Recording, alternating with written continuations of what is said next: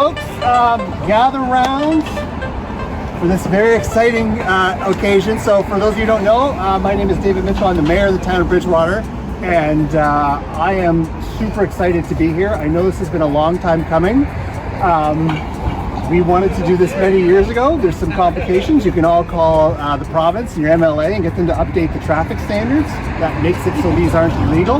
But, you know, between Steve and our staff, we found a solution on, you know, a very busy intersection, very highly prominent, which is what we want to. But I just want to convey that this is more than just, you know, painting some colors on the road. You all know that. It's the town's way of publicly demonstrating to everyone that this is a safe, respectful, inclusive community where everyone deserves to be treated with love.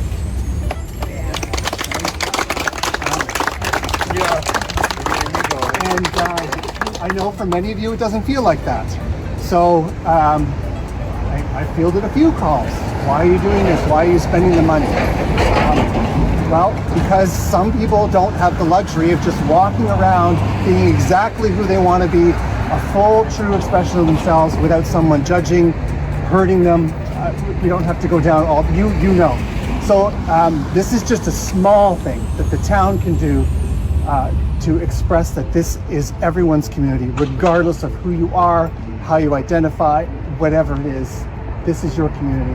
And so we are privileged to be able to do this. So I do want to thank Lunenburg Pride and our staff team for working together, and I look forward to the parade that's coming next month, our first Pride Parade. Town Council will be there with all of you, and so, you know, better things are ahead. And I'll turn it over to you. Jeez, now I gotta try not to cry. Thank you. No, I mean, like you said, this is it's a small gesture in the grand scheme of things, but it really means a lot more than just paint on a road. I know people here are part of the LGBTQ+ community. There are allies here, and the climate that we're currently living in, where there is a lot of vitriol and attacks on LGBTQ folks, especially trans people and drag queens, you know, especially when we have the events in Bridgewater next month, this will show to them that it's more than just paint. You know, this is a town that is welcome and inclusive to anyone, no matter the minority that comes out and tries to speak out against us, because, you know, we're not going anywhere. And it truly means a lot to me that we've worked through all the ups and downs with the rules and found a way to make it work, because it's so important that we have a crosswalk in Bridgewater, especially now that Bridgewater is growing and it's going to grow in the coming years. So I just want to thank everyone who came out, and this is wonderful that it happens to be in place before Pride Week next month. So I hope that anytime you're around here, whether it's during Pride Week or not, that you'll remember this very important day, and, you know, we will just keep staying positive despite all the reasons we have not to be. So thanks, everybody.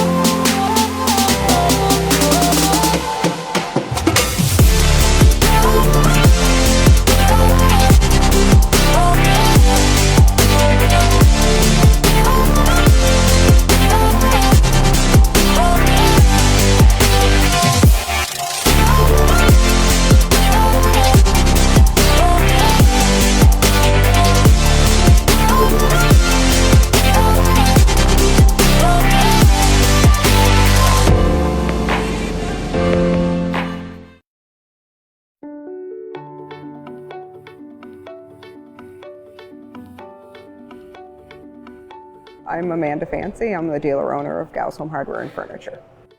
We've been at this location for about a year. We started in 1848, way back when, This is our 5th location, so we've never have left the town limits. So we're looking to build this location. We had lots of opportunity to potentially look at outside of the town limits, but it was really key for us to be and continue to be a growing business in Bridgewater.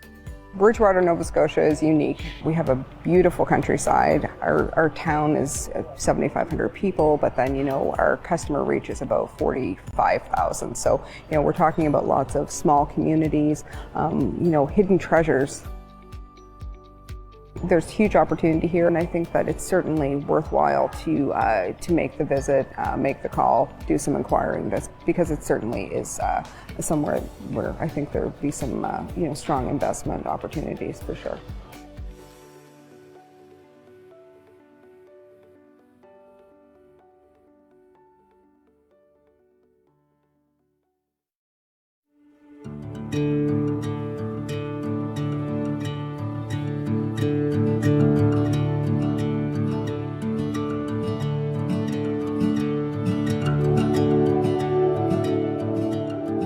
My name is Joey Richard. I come from Quebec, Montreal.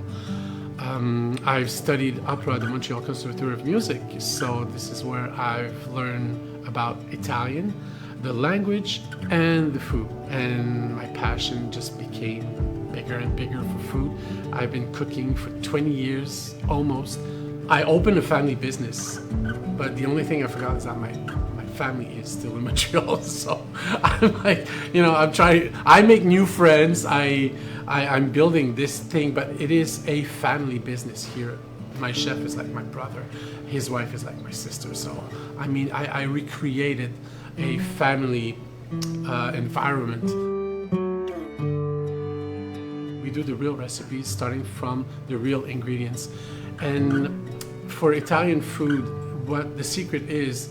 Few ingredients and very fresh. So each recipe would be like 3-4 ingredients maximum. But it's just the best ingredients and makes it so delicious. If you think that it's impossible to have your own business, I'm the living proof that it is possible.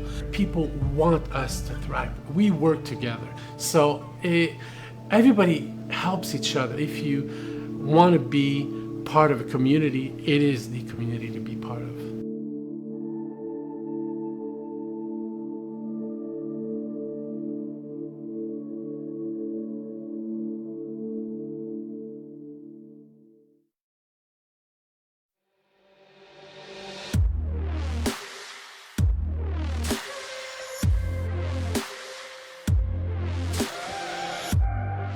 My name is Joel Holland. I'm the owner and operator of 902 Athletics. I found the opportunity, started this gym in my parents' garage, and now we are currently in an 8,600 square foot facility. A lot of people come here because of the community. The things that we offer here are different than a normal gym. It's an open atmosphere where you come in, the music's played over the loudspeakers, not in your ears. You don't put earbuds in and just walk around from one machine to the other. You focus on yourself, but at the same time you get to meet new people. We have 3 floors, which we do CrossFit, boot camps, athletic training, and personal training. We have so many other businesses that are growing our economy and feeding into it becoming more populated, a place where people actually stay as opposed to leave. We're growing, we're getting bigger, and a lot of people are on the same push to become a better Bridgewater. I love this place. It's my home, and there is no other place that I would want my business to be.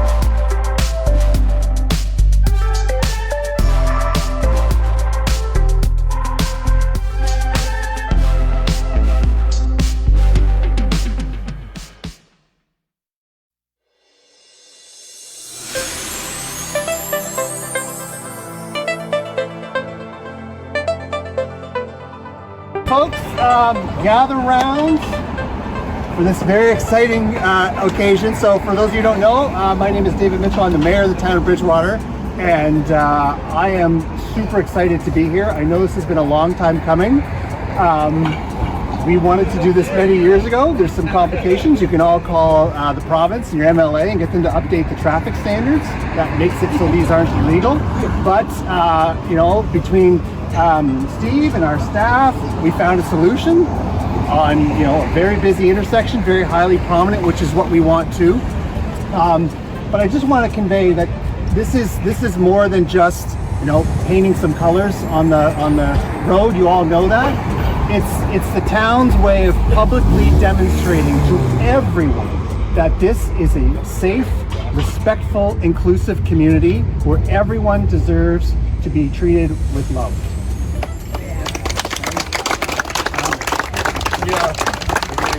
And I know for many of you it doesn't feel like that. So I fielded a few calls. Why are you doing this? Why are you spending the money? Well, because some people don't have the luxury of just walking around being exactly who they want to be, a full, true expression of themselves without someone judging, hurting them. We don't have to go down all, you know. So this is just a small thing that the town can do to express that this is everyone's community, regardless of who you are, how you identify, whatever it is. This is your community. And so we are privileged to be able to do this. And so I do want to thank Lunenburg Pride and our staff team for working together, and I look forward to the parade that's coming next month, our first Pride parade. Town Council will be there with all of you, and so, you know, better things are ahead. And I'll turn it over to you. Jeez, now I gotta try not to cry. Thank you. No, I mean, like you said, this is it's a small gesture in the grand scheme of things, but it really means a lot more than just paint on a road. I know people here are part of the LGBTQ+ community. There are allies here, and the climate that we're currently living in, where there is a lot of vitriol and attacks on LGBTQ folks, especially trans people and drag queens, you know, especially when we have the events in Bridgewater next month, this will show to them that it's more than just paint.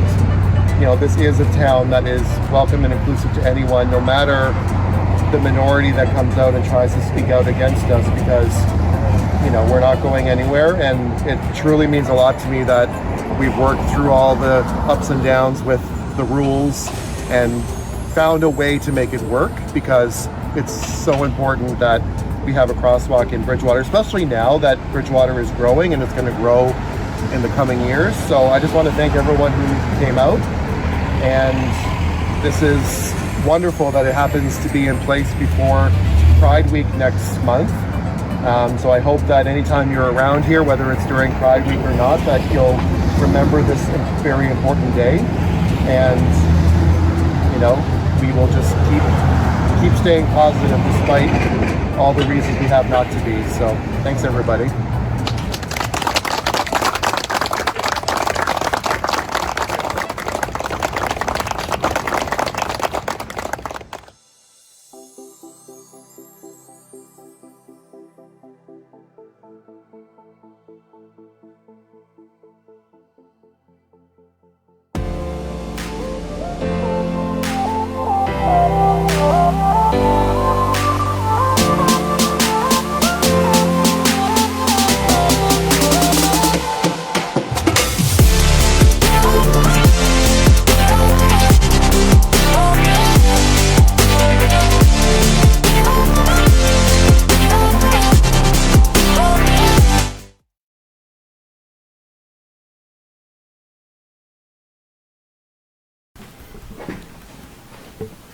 All right, good evening, everyone. I will call this regularly scheduled meeting of Bridgewater Town Council to order. And just a reminder that the town of Bridgewater is located in Mi'kma'ki, the unceded ancestral territory of the Mi'kmaq people, and it is our privilege to be here.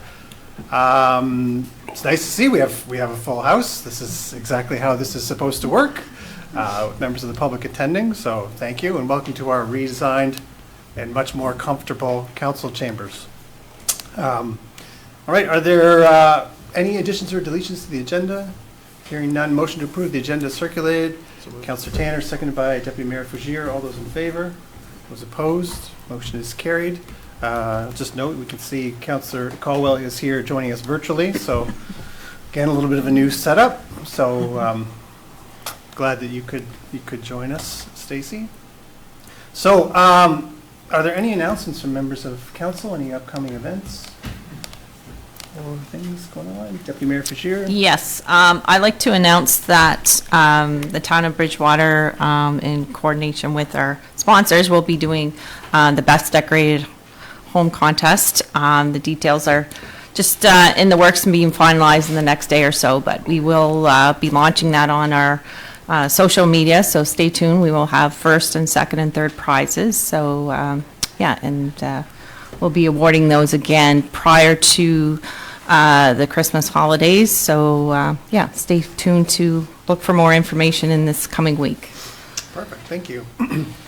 I'll just announce that Small World Learning Center, as you know, is a staple in our community, is celebrating its 45th year.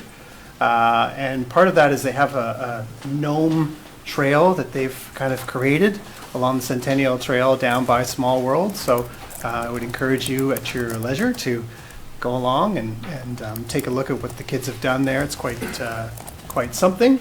Obviously when the weather's a little bit better. But again, congratulations to Small World, 45 years playing an important role in our community. I know a number of us around the table our kids went to Small World, and I know that they offer quite a different experience for young people, so that's great. Okay, any more announcements?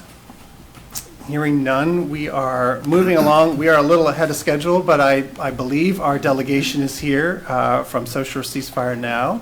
So welcome. So I'll invite you to the podium. Your slides are on the screen for us and the public to see. Just a couple of housekeeping items, just to remind you that you have 10 minutes for your presentation. There's a clock awkwardly behind you. You don't have to kind of look around. It'll go like beep beep when it's done. It's not like I'm not going to bang the gavel and stop you at 10 minutes, but we'd ask that you begin to wrap up. And just a reminder that council doesn't make decisions based on presentations given the same night, but what happens is we receive it. It gives us time to ask any questions that we have. I know I have a couple of questions to our government and to our member of parliament, probably similar to yours as well. And so it gives us time to ask those questions, get some answers, and then it comes back on a next agenda. Okay. So and that 10 minutes doesn't include questions from council. Okay, do I have to speak in this bad boy? You can. I don't think you have to lean right forward, Okay. but you can speak to it. And just if you can just introduce yourselves and Okay, just I kind of will. the community in which you reside. Sure. So good evening, everyone. Hello, Councillor and Mayor Mitchell. Thank you for granting us the time to present this evening. We'd like to thank the individual members from the Anti-Racism Task Force for your letter of support. In this crucial moment, we are grateful to be building community with you. We'd like to acknowledge that we are in Mi'kma'ki, the unceded traditional and contemporary homeland of the Mi'kmaq people. My name is Jody Zinner, and I live in First South, Lunenburg County. My name is Lauren Gansena, and I'm a parent and a healthcare worker who lives in Bridgewater. We are representatives of the South Shore Ceasefire Now, which is a citizen-led group, and we're part of a larger coalition of 300 pan-national civil, labor, and religious organizations that have come together to advocate for a ceasefire now in the Israel-Palestine war. To date, we have held 2 successful rallies in Bridgewater, together drawing roughly 300 people, as well as a Postcards for Peace writing event where our community came together to write messages to the federal government. Upcoming on December the 17th, we're hosting a vigil for the victims of this war. We stand before you now with a clear goal: to appeal to the Town of Bridgewater Council and Mayor David Mitchell to join the mounting call for an immediate and permanent ceasefire. South Shore Ceasefire Now condemns all forms of anti-Semitism and Islamophobia. We are very concerned with the increased rates of anti-Semitic and Islamophobic acts across the country since October 7th. We believe that ending war is the critical first step for the liberation of people from all religious and ethnic backgrounds. I joined this group for many reasons, including my own family's Jewishness, which has made this conflict more personal than I could have imagined. The slaughter of 1,200 innocent Israelis and hostages on October the 7th can only be described as a nightmare, and we do not condone the actions taken by Hamas. Though I was not raised Jewish, both my paternal Jewish grandparents survived the extermination camps of Nazi Germany. In many regards, my own identification with my Jewishness is deeply intertwined with the collective trauma of our people and our shared desire for safety and justice. I have distant relatives in Israel, and I deeply empathize with what a scary time it is to be Jewish. There are complicated conflations, both good and ill-intentioned, of anti-Zionism and anti-Semitism that have inflamed already existing prejudices against Jewish people. We must as a community condemn these. I have a deep moral conviction that the asymmetrical use of power by Israel against the Palestinian civilian population is wrong, and I resist the politics of Zionism. Never again means never again for anyone. The mass extermination of the people of Palestine is morally unacceptable, and it's no way to do politics in our day and age. I believe this as a descendant of Jewish people and a citizen of our world. Canadian society must begin to acknowledge the historical context of Israel's illegal occupation of Palestine that led to this present crisis in which our government is complicit. In 2022, Israel was one of the top 5 destinations for Canadian arms exports. Before and after the massacre of October the 7th, there have been many well-documented violations of international law and war crimes perpetrated by Israel against the Palestinian people. This is an undisputed fact of history. These facts have been widely reported on and acknowledged by the UN Secretary General and the General Assembly of the United Nations in the form of multiple resolutions and special reports. Some of the crimes against humanity committed by Israel include routinely using excessive or unnecessary lethal force against Palestinian civilians, collective punishment through the blockades of fuel, food, and water, destroying civilian infrastructure like whole residential neighborhoods, schools, bakeries, archives, places of worship, hospitals, as well as food and water infrastructure. The killing of 57 journalists, 133 United Nations aid workers, and 283 medics. Forcible transfer and the use of administrative detention against innocent civilians. The use of incendiary white phosphorus against civilian targets. This is not the path to safety or security in the region for anyone, and we believe that a lasting peace agreement begins with an immediate ceasefire by both parties and an end to the occupation. Only the end of apartheid can create lasting security. As a healthcare worker, I am horrified by the targeting of the Palestinian healthcare system, which has led to its catastrophic collapse. Not only are Palestinian healthcare workers not able to effectively treat the wounded and dying that are flooding into one of the few hospitals that remain open, but they are also being killed while merely trying to do their jobs. 24 different hospitals have been bombed by Israel.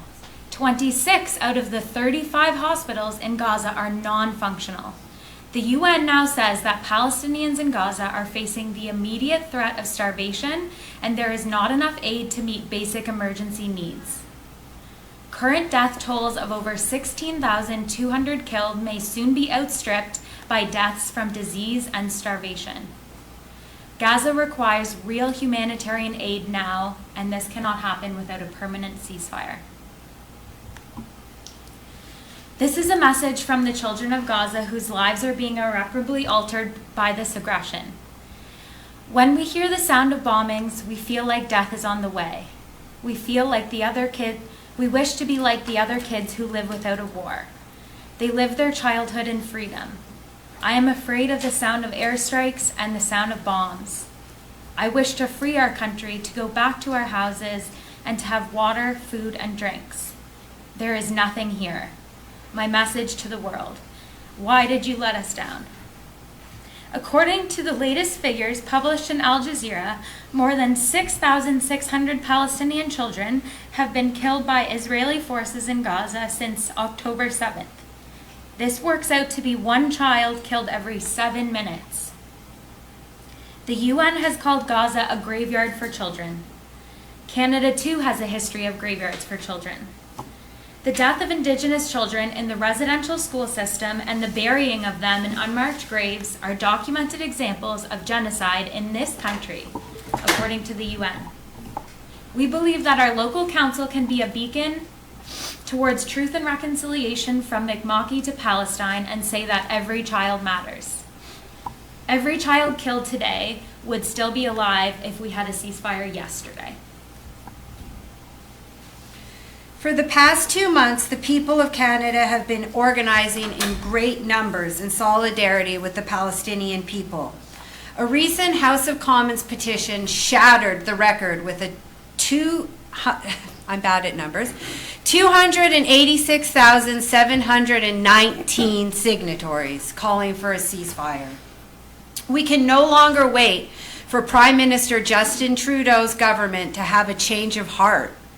We must join the growing number of small communities across the country who together are gaining momentum and sending a loud message from the ground up. We believe that as elected officials, the Council has the responsibility to answer the calls of its constituents. The town has shown leadership in the past when it comes to taking a stand against racism and hate, and we have another opportunity to show up for our community now. Pickering City Council unanimously passed a ceasefire motion along with Brampton, Ontario and Burnaby, BC. Kentville, Nova Scotia sent a letter to the federal government calling for a ceasefire. Toronto, Hamilton and London, Ontario and Victoria, BC mayors have all made public calls. It is within our reach to pass a motion calling for a ceasefire. We call on the Town of Bridgewater Mayor David Mitchell and town councillors to write a letter to the Prime Minister in support of an immediate ceasefire. Peace is possible. So those are my grandparents on the left-hand side. So before I go, I'd like to invoke the memories of my grandfather and grandmother again, people that survived unspeakable atrocities in extermination camps.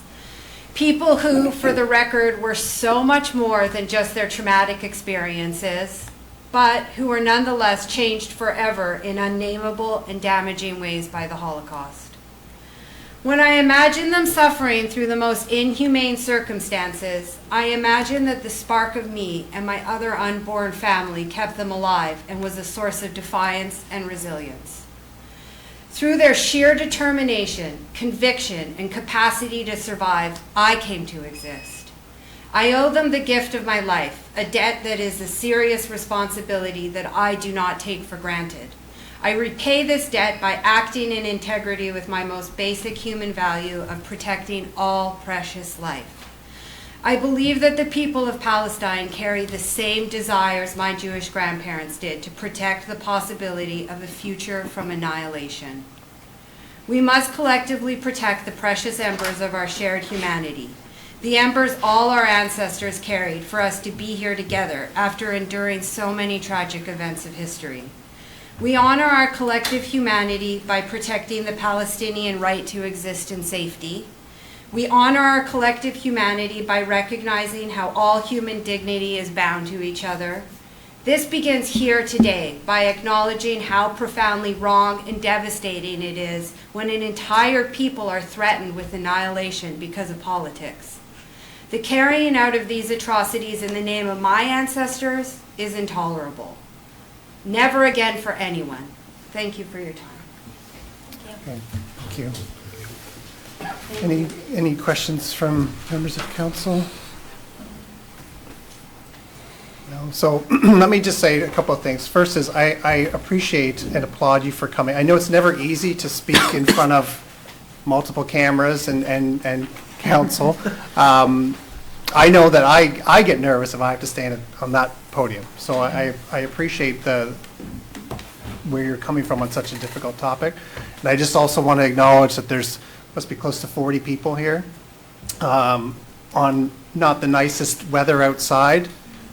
So I just want to acknowledge your presence here, again, on such a sensitive and complex issue, and just everyone's passion for others.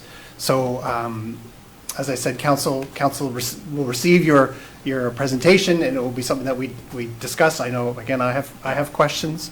I also wanted to just, I understand that you reached out to our Member of Parliament and have not been able to meet with Mr. Perkins.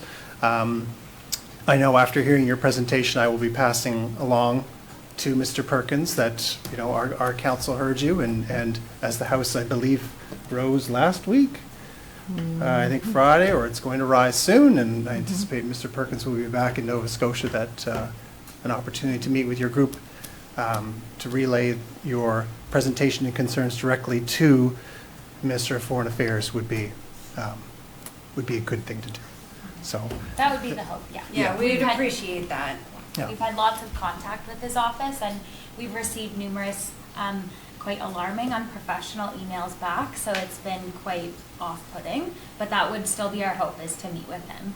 Well, you've been very respectful as a group. Like I said, there's almost 40 people here, and signs and all that, but you know, everyone's been respectful, and so I expect that would continue, and yeah, I don't think he has any reason to. I just have No. a question. Yes. What would be the best way to follow up after this evening, just about next steps? Yeah, and- so Amanda will reach out and we'll let you know. Okay. Okay. Is there a timeline for that? Or? So what we normally do is you receive presentation. It gives us a little bit of time to come up with some questions. Our next meeting is January. it's not till 15th. January because of the Christmas break, but yeah. So it'll be on that agenda. Yeah. We hope to hear from the council before then, before January would be the hope. Yeah, so we'll have a discussion. Yeah, we'll let you know the timelines. Okay, awesome. Yeah. Thank you. Okay. Thanks so Thank much you. for your time. We really appreciate it. Thank you for coming. Thank you. Are there any other members of the public that wish to speak?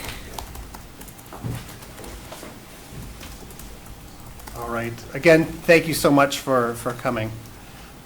You're more than welcome to stay for the rest of the meeting. It's going to be really exciting. You'll probably go.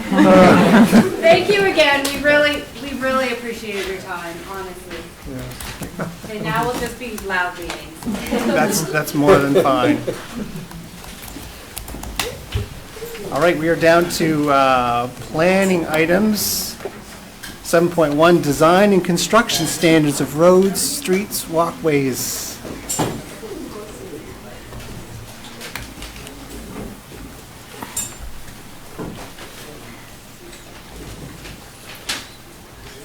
I did see that, Andrew. Okay.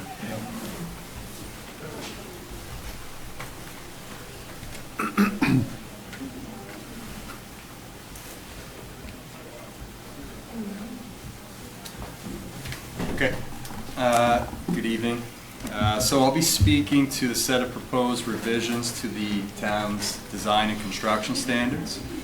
As you know, the town has an active transportation plan, which was approved by council on December 14, 2020. As requested by council at that time, an implementation plan was subsequently provided. In accordance with the implementation plan, the first two actions are a review of the design and construction standards, known as the DACs, to update the AT requirements per the most recent Transportation Association of Canada, known as TAC, guide, and to develop a street upgrade functional guide to assist staff in assessing and integrating AT opportunities when new street work is being considered. This report and recommendation is focused on that first deliverable, update to the DACs. So the DACs set minimum standards for the materials, design, and construction of infrastructure in Bridgewater to establish uniformity in practice. They apply to all developments proposing municipal sanitary sewer, water, and storm drainage systems and municipal streets. Section 8 of the DACs, municipal streets, roads, and walkways, specifies the requirements for all public streets in Bridgewater. This section is referenced when new streets are constructed and has been used for street upgrades as well. And before getting into the more specific revisions, I'd like to note that the DACs are not policy, nor are they part of the subdivision bylaw. Rather, the document is pursuant to the subdivision bylaw. It's a companion document. The DACs state that the Town of Bridgewater will periodically revise the design criteria, guidelines, and specifications contained in the document to conform with advances and improvements in engineering practices. Such revisions may occur from time to time without council-approved amendments. These proposed amendments related to active transportation, however, are coming to council for approval as they could have an impact on budgeting and service level. So staff worked with CDCL Limited to provide recommendations on Section 8 of the DACs. Again, this work was focused on incorporating active transportation facilities in line with the 2017 TAC guidelines and industry best practices.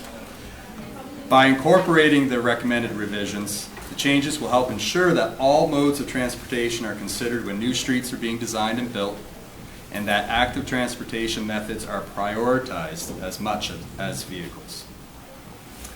The proposed revisions are included in Appendix A of the report. To summarize, there would be information added to the general principles for design of streets concerning safe streets, multimodal streets, and connected networks. A new section on lane widths, which includes rationale and a chart outlining the practical lower limit and recommended lane widths.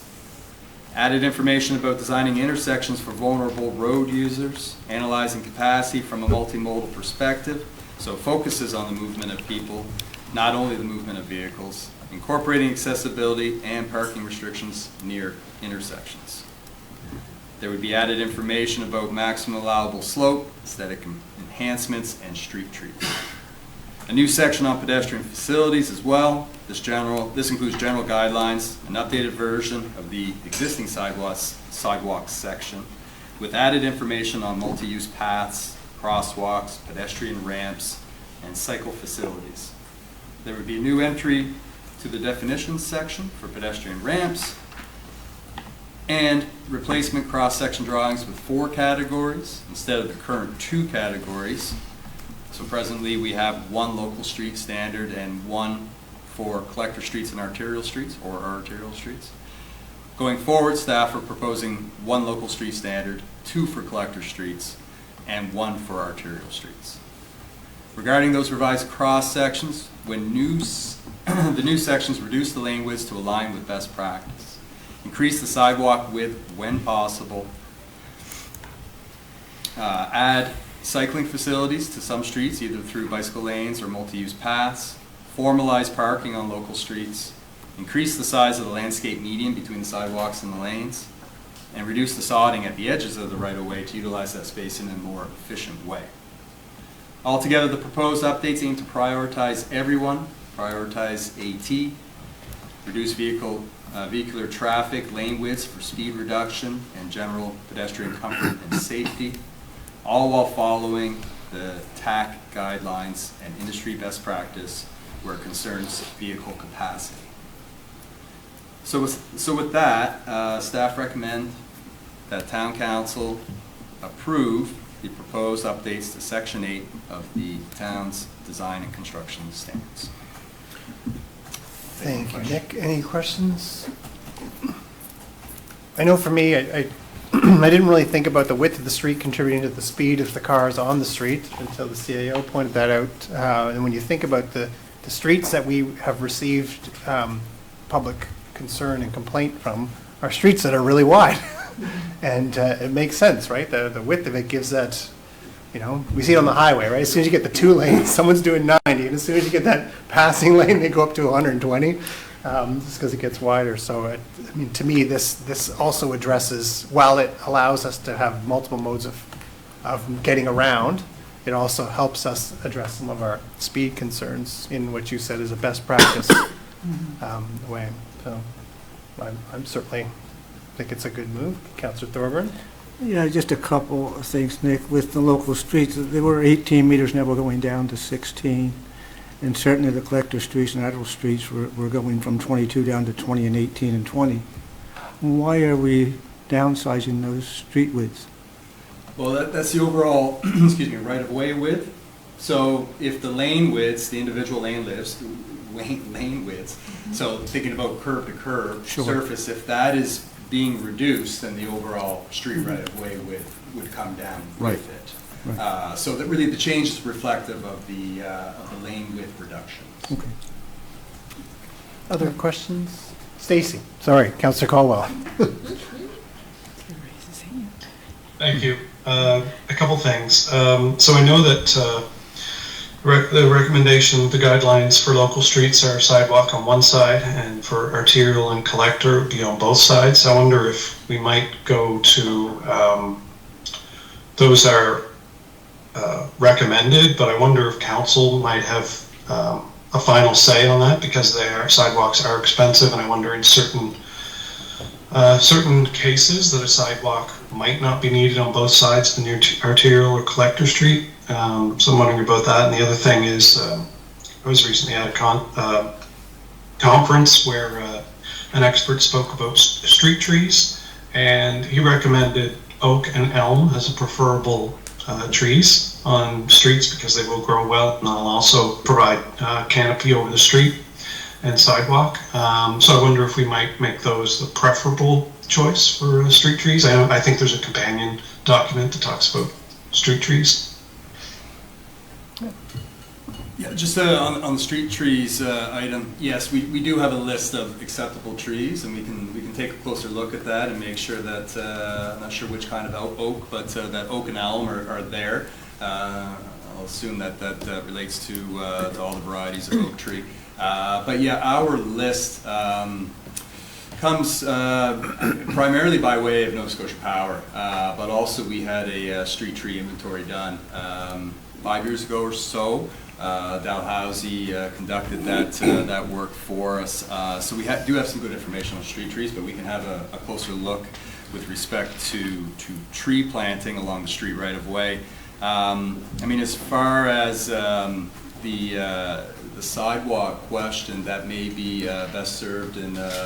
I mean, we could put together information for council again on best practice and providing the rationale. Our current standards, like that was a change that we made in 2014. Prior to 2014, local streets, there was not a requirement for a sidewalk. Collector and arterial, there was a requirement for sidewalk on one side. It was 2014 when this set of design and construction standards were introduced that we included the one sidewalk requirement on a local and both sides for collector and arterial. But we can have a closer look at that and bring it back to council for further discussion.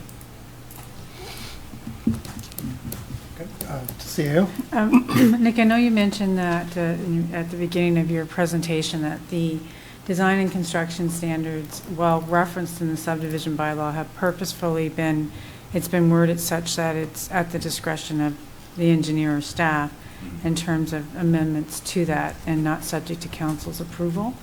But we're bringing this forward tonight kind of outside of previous practice simply because it can impact the service level expectation of council when it comes to how does a street function, and it's in terms of pedestrian versus automobile, as well as it impacts the cost of construction for the town as well as the development community when we look at these types of standards. And I'm just wondering if, I guess the risk in all of that is having the construction standards be subject to staff approval and not that check-in with council. There could be a misalignment at some point in time in terms of what staff feel the appropriate service level of, say, a collector is or an arterial street is, you know, sidewalks on both sides, with the laneways, different things like that, versus what council may appear to deem appropriate. So has there been some thought given to, I mean, the Municipal Government Act was changed several years ago to allow for standards, construction standards or specifications referenced in the subdivision bylaw to be amended by policy, because it's recognized that sometimes these are things that a municipal unit needs to do, regardless of, say, the public consultation piece, right? But has there been some thought given to coming up with some criteria upon which it remains with staff versus when it should come to council? Because we've kind of decided here, like, you and I had that conversation about perhaps this should come. But maybe there is some opportunity to look at when we do our plan review and we're looking at our subdivision bylaw and our planning strategy, ensuring that there is that check-in for more significant changes to our standards, so there isn't that misalignment opportunity with council. Yes, Yeah. exactly. You answered the question beautifully. Yeah. No. So staff, we appreciate that. Some things, as you said, with perhaps a change to level service or something that may have budget implications, staff do believe that council should be weighing in on any of those revisions to the design and construction standards. Whereas there are, and we try to conduct an annual review of the standards and update certain little things based on industry standards, and that might be just fittings, and it's because there's a lot of really technical bits and pieces to the documents. So it's staff would like to bring it back to council and have further discussion with respect to how council wishes to view and update this particular document in the future, because I do believe, as you said, there's more substantive matters versus more or less substantive matters, and so we want to find that balance where if council does want to weigh in, there should obviously be that opportunity in staff's eyes. So yeah, no, exactly as you said, we do want to have further conversation and sometime soon whether or not to bring design and construction standards into the subdivision bylaw, whereby changes would be made by policy as that is enabled by the MGA, or if it's just a continuation of something like we've done today, which is more ad hoc, where staff believe, but that leaves a little uncertainty. So we're still considering that, and we'll bring something back. Okay, great. Councilor Tanner. Nick, just under 8.7.2, why there's the date restriction on concrete sidewalks being poured, I assume? Placed, poured? Is it I'd have to truly weather and I mean, settling, obviously, but I guess with our changing climate and unpredictability of that, I guess, is that a good idea or not? It's a brilliant idea, I guess, since it's in there, but just ask. I'd have to look at that a little bit more closely. I'm sorry. Yeah, and perhaps speak to the town engineer about if we could only find him. No. Yeah, I know. Thank you. It's a good question. Any other questions from council? Someone prepared to make a motion? Councilor Thorburn, thank you. Your Worship. I would move that Town Council of the Town of Bridgewater endorse the recommendation of staff and approve the proposed updates to Section 8.0 of the Design and Construction Standard as per document number 20-128B, 128B, which follows the Transportation Association of Canada's guide, TCA guidelines, and general industry best practices. Thank you. Seconded by Councilor Conklin. Further discussion? Question. Questions being called. All those in favor? Those opposed? Motion is carried. Thank you. Thank you, Nick. We're down to 7.2, 361 Victoria Road Planning Analysis, and I believe Santa is coming down to give us a presentation.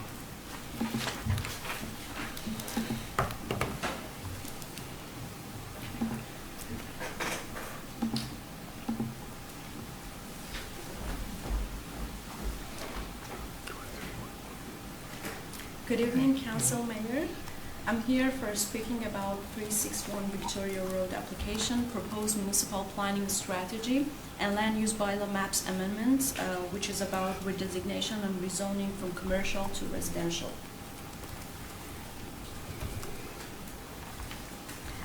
Staff received an application requesting amendments to the municipal planning strategy to redesignate the property from general commercial to low-density residential at 361 Victoria Road. Consequently, the proposed application also represents amendment to the land use bylaw to facilitate a rezoning from the general commercial zone C5 to the two-unit residential R2 zone. The applicant is requesting a change in zoning to accommodate a conversion of the existing commercial use to a residential use. The property at 361 Victoria Road, the subject property, is currently located in the C5 zone, and it is designated as general commercial on the future land use map of the municipal planning strategy, which facilitates the general commercial zone. Residential uses are not permitted in the C5 zone. The context map shows the subject property, which is located on Victoria Road close to the town boundary. The lot is 26,840 square feet in area. Prior to the existing commercial use, the building was used as a single unit dwelling. In 2021, the single unit dwelling was converted to commercial, and the intention of changing from residential to commercial was to operate the business as the Tropical House Plant Shop.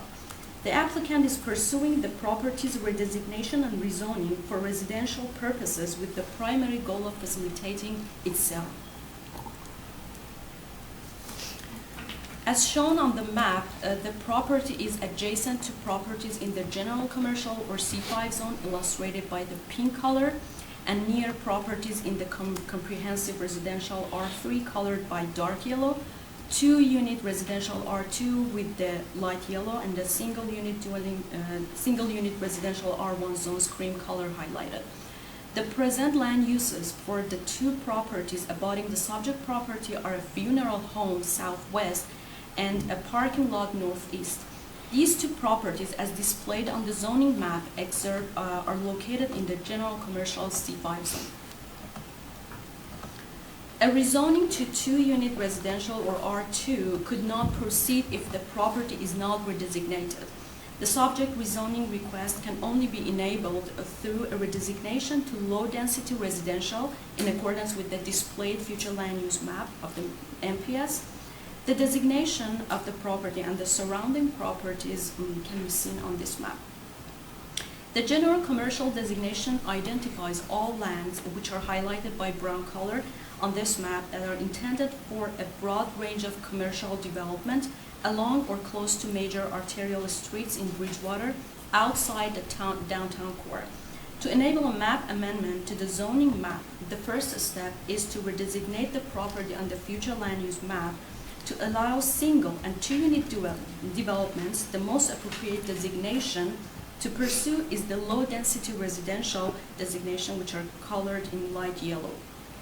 The low-density residential designation includes two zones, single-unit residential R1 and R2 two-unit residential. Conversely, the general commercial designation includes three zones: urban commercial zone C3, group commercial zone C4, and general commercial zone C5. The application was made to reference map amendments to the MPS and LUB to facilitate a rezoning to the two-unit residential R2 zone. This approach would permit conversion back to a single-unit dwelling or conversion to a two-unit dwelling as would be permitted. The redesignation and rezoning would put a residentially designated property in between two commercial properties, and the map shows the proposed change if the proposed map amendment to the future land use map is approved. This map shows the proposed amendment to the land use bylaw. A map if the proposed amendment is approved with a two-unit residential R2 zone between two properties in the C5 zone. At this stage, a full policy analysis has been conducted by staff to assess all aspects of this proposal, which is the redesignation and rezoning. Staff explored to know more about what the proposed amendment could look like and how it might impact neighboring properties. And the primary concern with the redesignation and rezoning centers on when commercially zoned properties abut residentially zoned properties, and in those situations where an increased setback requirement is applied to the abutting commercial property. This map illustrates what would be the side yard setback requirements today in green, being a 4 meter or 13 feet setback from a new main structure on either neighboring property to the shared boundary. As well, you will see in blue the increased setback requirement should the property at 361 Victoria Road be redesignated and rezoned, being a 25 meters or 82 feet from a new main structure on either neighboring property to the shared property boundary. As you can see on this photo, the difference between the existing setback and the new setback requirement is shown by the orange arrows. While the public participation meeting had no registration, staff remained committed to ensuring that neighbors, specifically the abutting property owners, are aware of the potential changes proposed in the application. In this regard, staff contacted the abutting neighbors to inform them about the potential impact of the proposed rezoning amendment on their properties. And during the meetings, potential impact of the new setback requirement of the proposed map amendment was discussed, and the owners expressed their concerns and disagreements towards the current proposal, as the new side yard setback requirement would occupy almost half of their property's areas. After considering the public engagement result, staff have explored another option, which involves a text amendment to the general commercial or C5 zone of the land use bylaw. This amendment would allow single unit and 2 unit dwelling to be permitted as of right developments in the C5 zone, specifically for the property at 361 Victoria Road, in addition to a municipal planning strategy amendment to general commercial zone description. The text amendment option eliminates the necessary 25-meter setback requirement that would be created through the rezoning. However, should Council approve the text amendment to enable residential within the C5 zone at 361 Victoria Road, the absence of the increased setback requirement would potentially create conflicts that would normally arise when abutting commercial properties propose new developments while the subject property is residential. The general commercial or C5 zone permits several impactful land uses that could, in this scenario, be located 4 meters from the shared property boundary. Of particular importance to this application is the following items showing Bridgewater planning objectives. Objectives number 2, 3, and 4 provide the basis for Council to consider the requested amendments. In this regard, mixing land uses could promote healthy and close-knit neighborhoods. Also, the proposed amendments will add more opportunity to the housing options of the Bridgewater community. Meanwhile, based on the objective number 1 that aims to decrease the conflicts between land uses, then the proposed text amendment in the LUB concerning enabling single and 2 unit dwellings to be permitted as of right in the C5 zone, the proposed amendment would cause potential conflict between the abutting neighbors' commercial properties and the subject property. The MPS also incorporates policies pertaining to commercial policy developments. Policy C4 indicates that the proposed amendments, whether map or text, lack sufficient support. Policy C3, while generally encouraging mixed commercial residential developments in commercial areas, explicitly excludes this option for all properties on Victoria Road, withdrawing support from the application. Policy C5 states that establishing minimum abutting yard setbacks and buffer requirements to minimize potential land use conflicts where new commercial development abuts existing residential areas and parks. Policy C40 and C41 only support commercial and institutional developments as of right and by development agreement or DA, respectively, in the C5 zone. Hence, currently, the subject property is permitted to have only commercial and institutional developments in the present zone, C5 zone, either through as of right or DA applications rather than residential use. The MPS also incorporates policies pertaining to residential developments. Conflicting policies such as R1 and R2 do not support the proposed amendments, whether map or text. But the application gains explicit support from policy R3, which support a full range of housing options and styles in order to meet the diverse residential needs and preferences of all residents. Policies R12, R16, and R17 are relevant to the application proposal, but do not play a significant role in support or weaken the proposed amendments.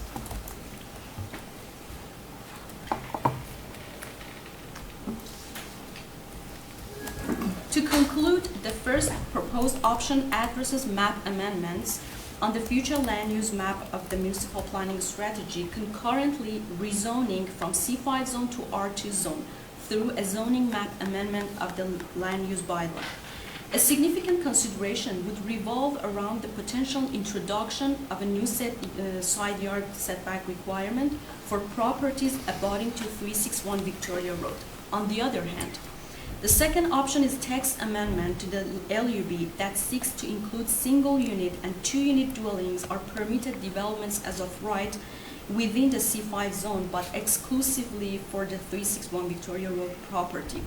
This addition, allowed in the C5 zone, would enable the subject property to retain its commercial zoning while also being designated for residential use. The primary goal of the application is to facilitate a residential use, and in this scenario, the subject property would offer both residential and commercial opportunities to be explored, but conflicts could still arise if the owners of these neighboring properties intend to propose new developments on their commercial lots. The staff have put forth this option in the hope of removing the significant new setback requirements, but it will create potential conflict between residential and commercial properties due to lack of protection of sufficient side yard setback requirement.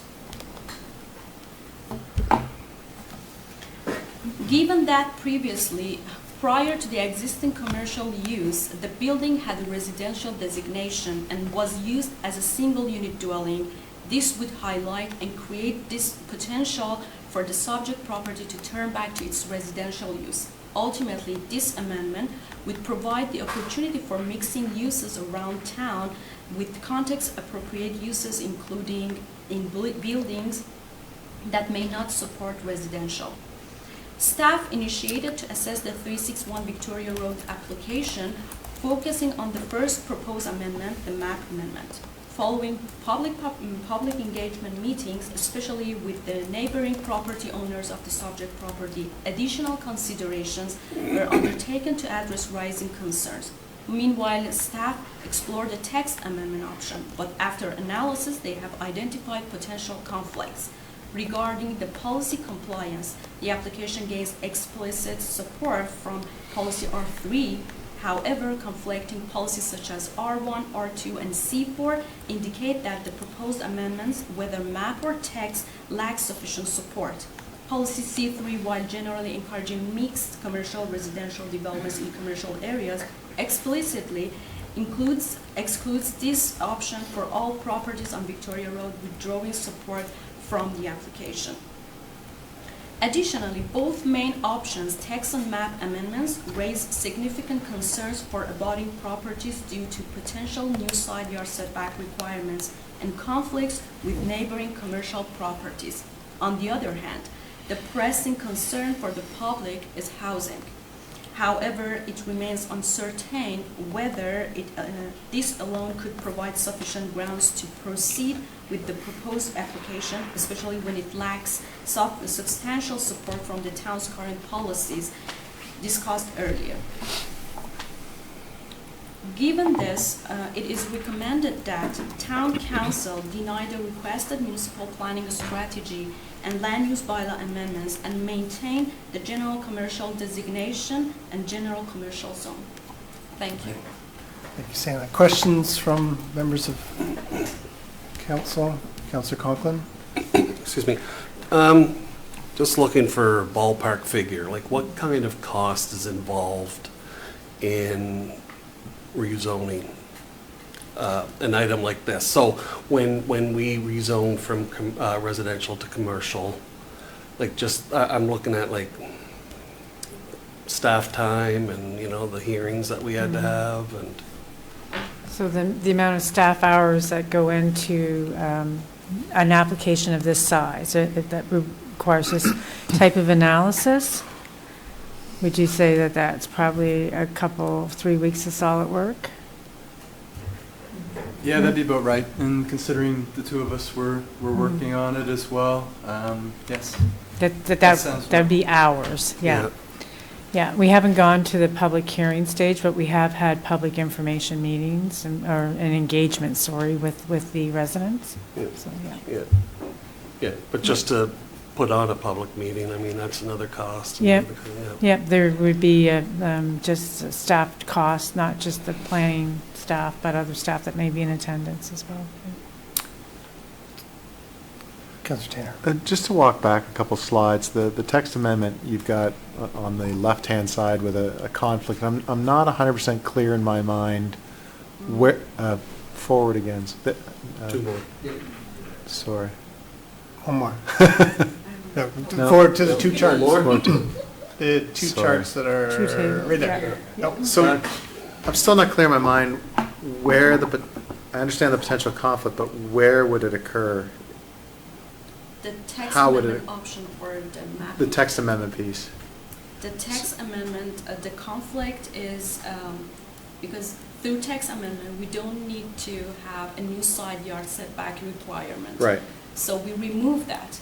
But then the potential conflict will create between the commercial and the residential. And the conflict means this new side yard setback requirement protects the residential buildings, but when we remove it, we just kind of like help create this conflict happen.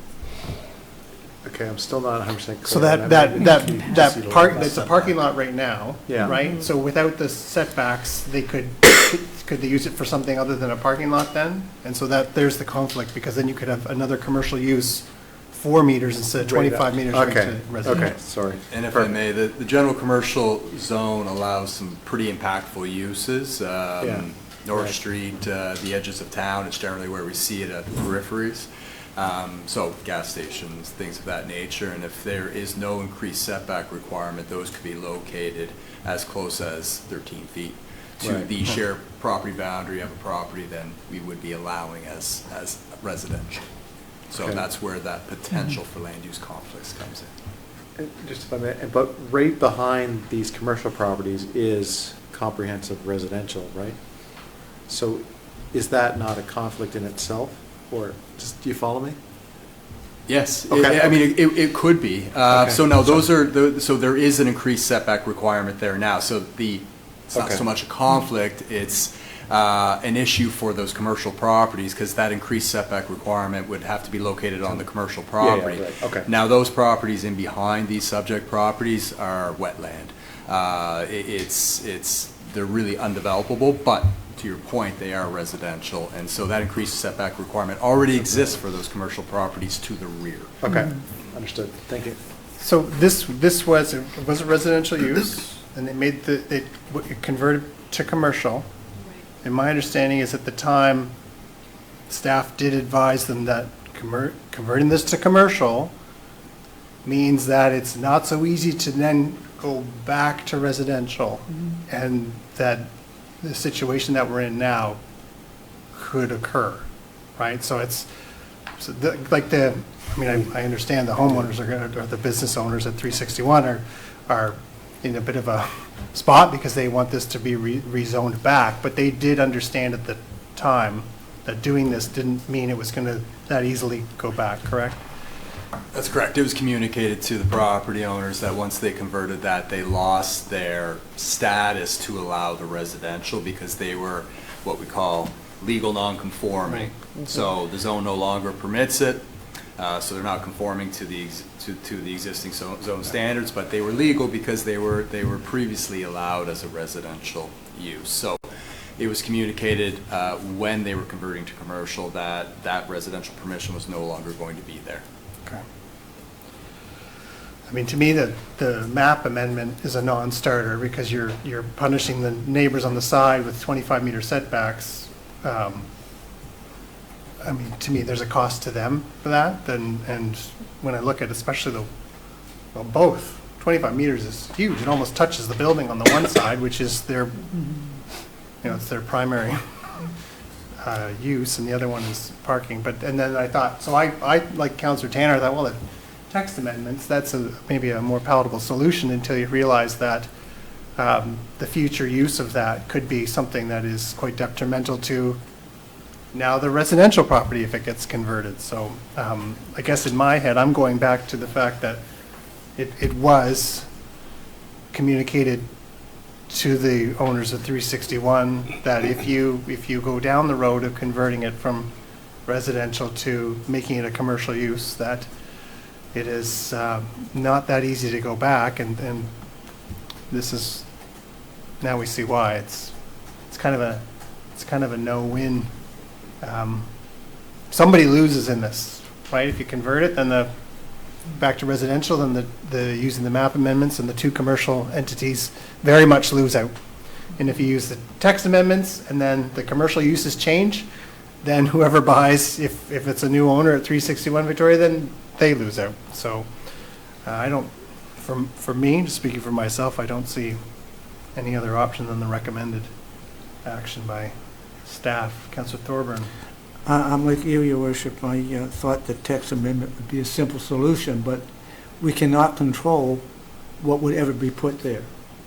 And if you put a service station in next to a house with a small separation, so I will support the motion as well. Councillor Colwell. See you have your little virtual hand up. I would actually support option D, which would allow text amendments to make allow residential in this site only. I just think it's we should keep in mind we are in the middle of a housing crisis. This was residential just a couple years ago, and if you look around that surrounding neighborhood, there are houses littered all over the place. There are a number of houses in that area, I just think it's a hard one, but that's ultimately what I think we should be doing. Okay, thank you. Other comments, questions? Councillor Tanner? So if we were to allow a text amendment, is it not a case of buyer beware for that particular piece of property? If they want to use it for residential. Oh, the text amendments for all of it? It's not. C5. So it's not property specific. Is that correct? It's property specific. Oh, it is property? There was In the C5 zone. Yes. And the C5 zone applies to Just only 361 Victoria Road. We looked at both. If it was going to be a zone, throughout the zone, we would have had to go back and do more engagement with all the other property owners that are located within that zone. So while we looked at it, the option that was included in the report is really a site-specific amendment, text amendment, to allow single and or two-unit dwellings at subject property only, not the rest of the C5 zone. So it would only be this subject property. Okay. I mean, it could be otherwise, but what we focused on, what Santa focused on, was the site-specific text amendment. So you would reference the actual civic number or the PID address as a permitted use? Okay. Yeah. Initial question, though, do you want to? I just wanted to add that, the comp for now, for the buyer of, this property, everything seems to be okay for this subject property, and the problem happens when the neighbor proposes a new development. So that's the time. So we cannot guarantee this. No, but so to answer my question, it would be a case of buyer beware if you wanted to put a 2-unit in there or whatever. Yeah. Okay, all right. Yeah, Councillor McDonald. But to add to buyer beware, the owners of the current properties on either side are also being penalized because if a very impactful use was proposed, then we're going to be considering the fact that there's residential next to it, correct? That would be the process, or would it come to us? The way the text amendment would work is a single or two-unit dwelling would be allowed on the subject property. The zoning wouldn't change. So as far as the abutting properties are concerned, it would be as it is today. They could develop without restrictions other than the 4-meter, 13-foot setback requirement on that side, but there would be no further conditions or restrictions, limitations imposed. Okay. It would remain the same as it is today for the adjacent property owners. And also on the buyer beware, how would a buyer typically be aware that there is abnormal zoning on a property? It's a very good question. They have to call town hall, right? Is how they do it. They would need to talk to us. So they'd need to get a zoning confirmation of that type of thing that sometimes happens when land transactions occur. Yeah, so zoning Yeah, sometimes. Oh, I thought it As we always know, we've had a number of times it's come before this council where someone says, "Well, I didn't know I couldn't do that." So zoning confirmation letters are most often sought for commercial transactions. Typically when people are buying for a single unit dwelling or a 2-unit dwelling, if that's what they're buying. I think it really boils down to it's at the lawyer's discretion, at the legal counsel's discretion. But yeah, we don't see them for the majority of property transactions. And I think in this case, it would also not only be they would want to confirm that the use that the house they're buying is permitted, but normally they don't ask for what's allowed on the lots adjacent to them, right? So that might come as a surprise. Yeah, we like to provide as much information as possible when those requests come through, but it could be as simple as what is the zoning for the subject property? Does it permit a single unit dwelling? That's often the request that we get, something like that. We do typically go that extra bit to provide a larger picture of what may occur, but that's not guaranteed either. Yeah, we often as well, or not quite as often, but we sometimes just stick to the questions asked. Right. I'm just looking at the uses for the general commercial zone. So neighboring this residential property could be telecommunication towers, motels. Like some of these are fine, right? Just it wouldn't be have a huge impact, but others, Councilor Thorburn mentioned gas stations, distribution centers. There could be places that run into the evening and create quite a bit of noise. So when you go back to your buyer beware, it's buyer beware, but then you have someone who's bought something right next to an as-of-right development that council is not going to say no to because it doesn't have the, if it's as of right, it's as of right. And you can't limit this. There's no way to limit this list for the others, right? So, again, I go back to somebody is getting the short end of the stick on this. There's I don't know if the text amendment solves the problem enough, because it is buyer beware, but the buyer has to be made aware. And future right? buyers. It'd be great if it was mandatory that a zoning confirmation was done with every land transaction. Staff would be a little bit busy with all your spare time. But if you had to guarantee that they had a zoning confirmation, then they would be aware of what's around them. But I do worry that council's going to create a situation where someone buys a piece of property thinking it's residential and everything's fine, and then, a year, 5 years, 10 years down the road, along comes a car dealership or a cell phone tower, and then people are upset, and then they won't be able to sell. I wish it was another option, Councillor Tanner. Perhaps a silly question, but what constitutes a motel? Lodging for the traveling public. Versus a I don't have the hotel, you mean? definition in front of me, but it includes that. I think there's a little bit more to it. But Okay, just curious. I always thought motel versus hotel, you mean? Because hotel's separate. A single-story building that accommodates the traveling public, perhaps. No, it's like that. Yeah, I know, okay. Well, now it's not a silly question. Now it's just I'm going to like Google the Wikipedia definition of motel. Other questions?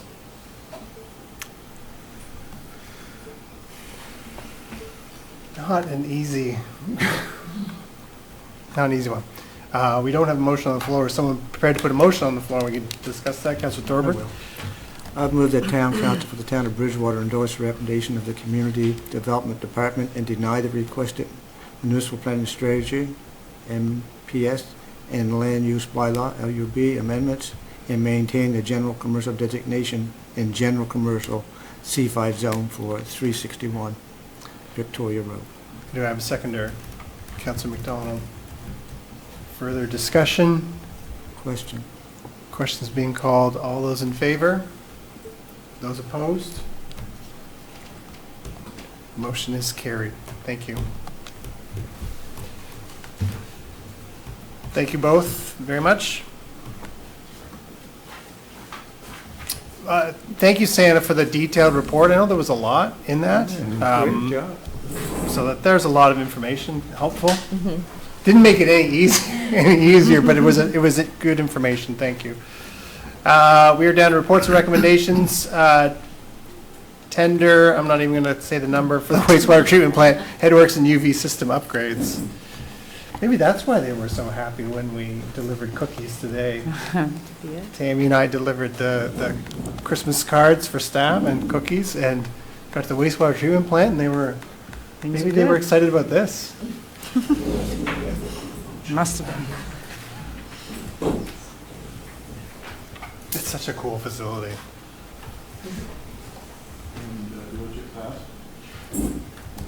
So I don't want to mess that up. If I touch some things, it breaks. I'm sorry. That's comforting. You're a big guy. Thank you very much for having me this evening.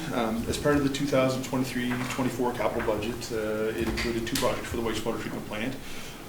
One for the supply and install of a new headworks facility, a bar screen and gritter, and the other one is to upgrade our current UV system.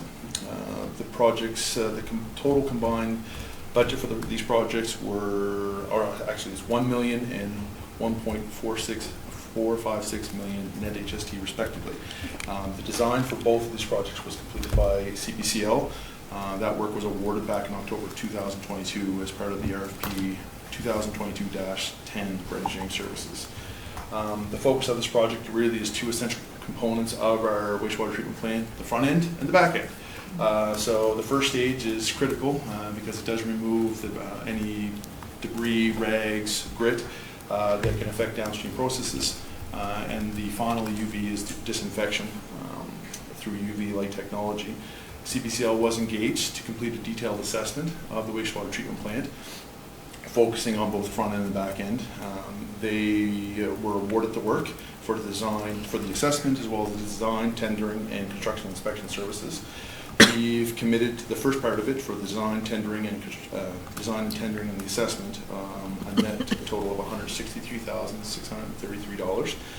The construction and inspection services, subject to the tender award tonight, is valued at $33,077.43, 43 cents net HST. So the detailed assessment was completed by CBCL. It was determined, as expected, that the bar screen and grit chamber were at their end of the useful life and required full replacement. It was determined that the best course of action is to replace like for like. So similar unit that's already there because one, it provides the capacity that we need.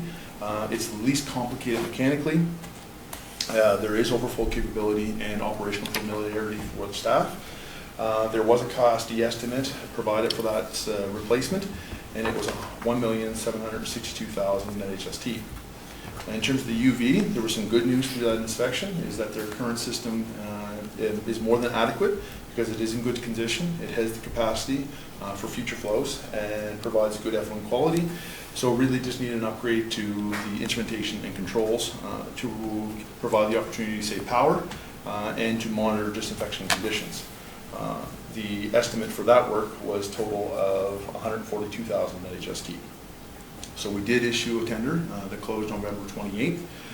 We received 2 bids, both compliant, and the lowest compliant bidder is Filtrum Incorporated for a total price of $1,622,075, HST included, or $1,470,954.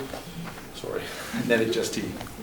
Big numbers. The biggest point in there would be the 48-week completion schedule.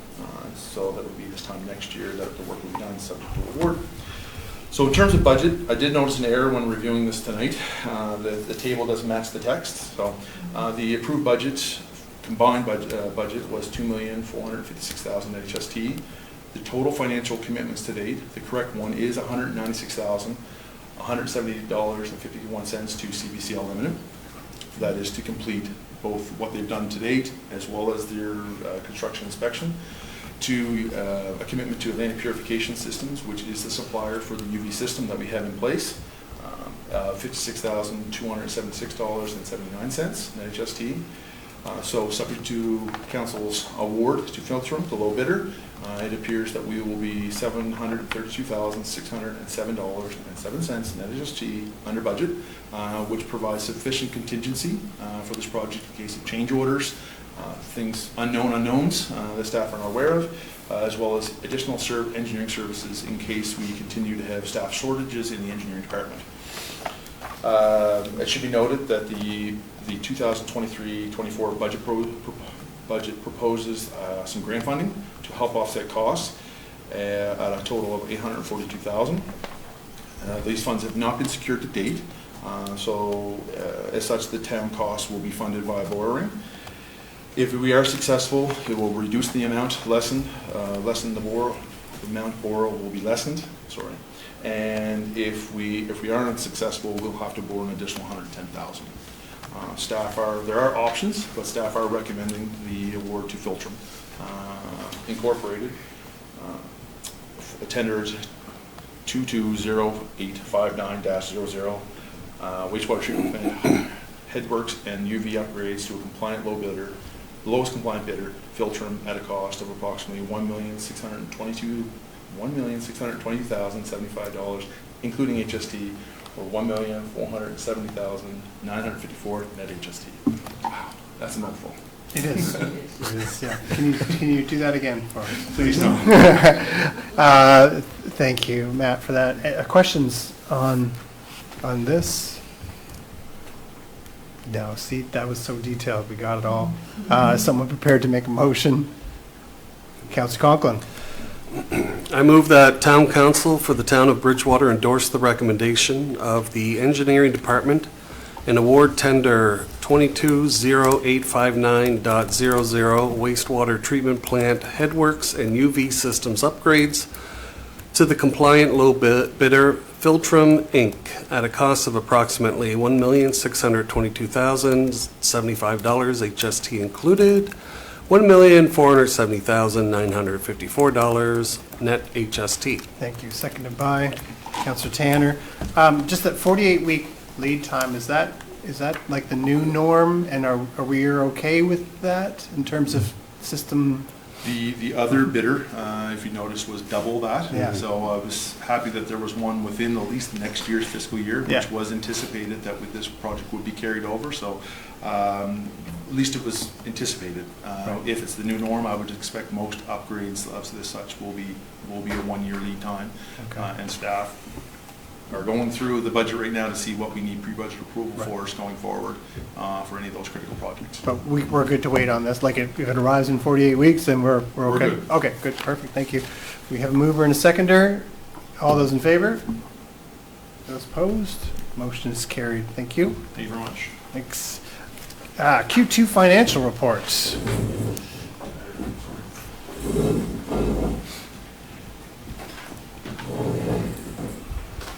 Welcome to our Director of Finance. Thank you. All right, so this is the Town of Bridgewater's operating capital quarter 2 report, which is basically from April 1st to September 30th, just to give you an update as to kind of where we stand at this point in time.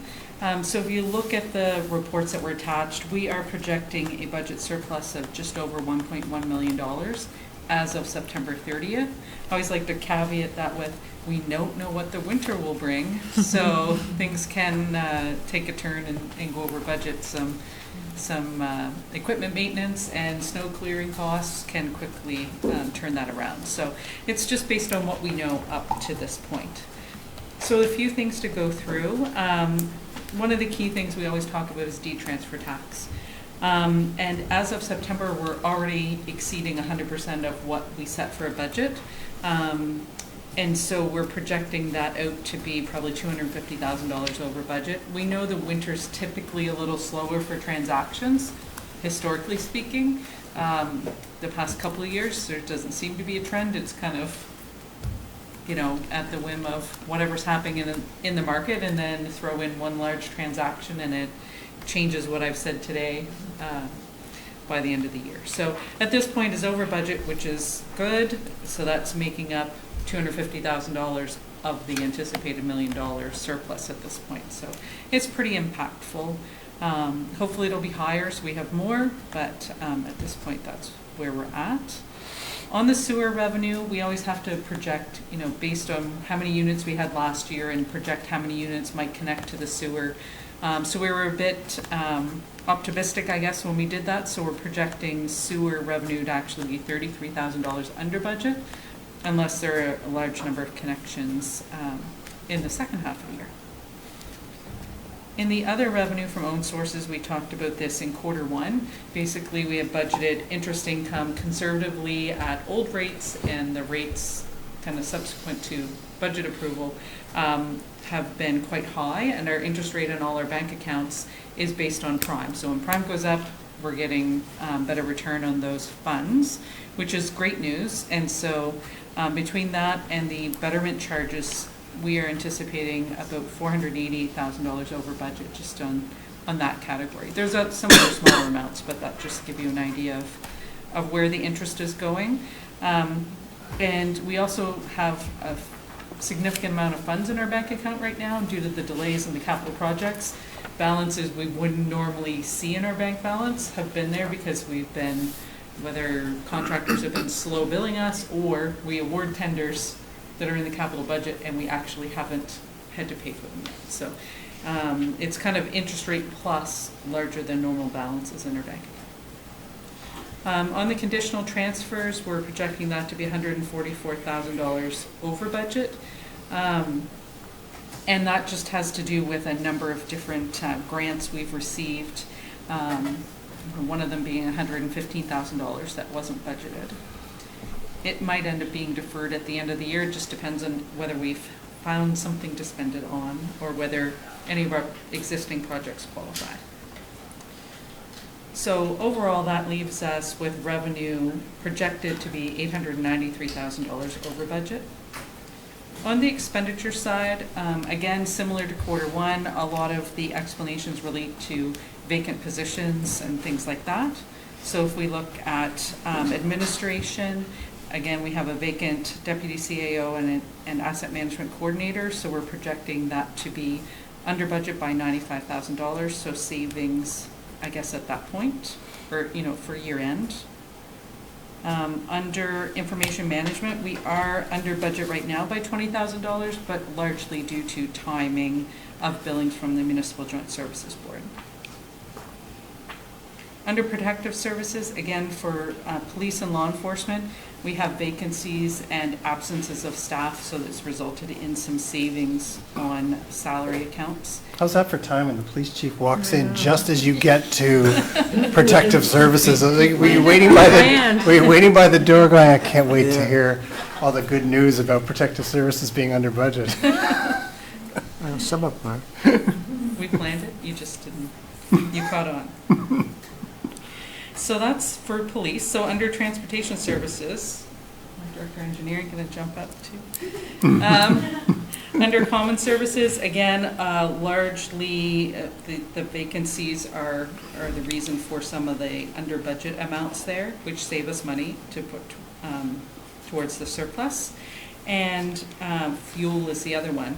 Fuel prices were really kind of all over the board when we were doing the budget. We do reach out to larger municipal units like the City of Halifax, HRM, to see what they're projecting, because they have lots of people for projecting out fuel costs and things like that. So we tend to use their information, and we probably shot a little high this year. So a lot of our departments are seeing that they've got savings on fuel because we over budgeted, because last year we were under budget. So we didn't see the world markets doing what they did to fuel last year. So this year we overcorrected. So we've got some savings on fuel, again, up to September 30th, depending on what happens. The same thing under transit, basically fuel savings and some less hours from staff up to that point. So some savings there. Under environmental health, which is our wastewater, we've had some over budget. So we had some flooding at the wastewater treatment plant and maintenance as a result of that. So that's putting those expenses over budget. Under environmental development services, we have some, under planning and zoning, there were 2 large projects being undertaken by community development, and that would be the flood risk and development charges projects. So those haven't started, so therefore those are significantly under budget at this point. If we move down to recreation, parks and playground, again, there's savings there. Part of that is fuel, part of that is less maintenance required. And the Brookside Cemetery staff vacancies has resulted in that being under budget as well. And the other thing to note is under other, and that is costs we've incurred due to hurricanes, floods, and whatnot. You know, so we're allocating or accumulating all those costs in one area, hoping that there will be federal and provincial aid to help us with those costs. So at this point in time, we've incurred $177,000 of costs related to that, with bills coming in still later this year. So again, we're hoping there'll be some assistance for that, but we've been asked for our estimates, but no one's committed anything that I'm aware of. So that could change our outlook on the budget surplus.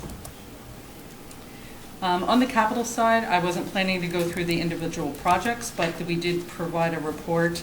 It does indicate in some cases if a project is being deferred due to lack of resources, or the project might have got bumped out for one reason or another. There are some projects which are complete, but given September 30th is still the height of construction season, there were a number of projects still underway at that time.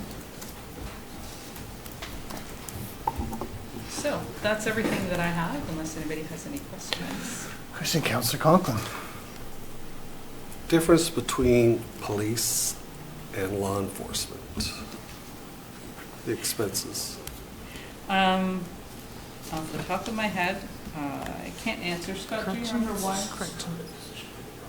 Okay, seconded positions from the province would fall under the law enforcement.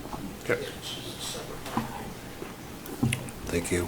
Okay. Other questions?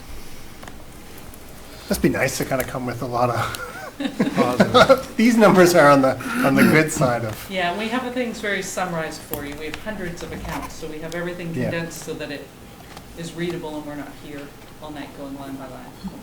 Yeah, no, we appreciate that as much as we appreciate our financial staff team and the work that they do.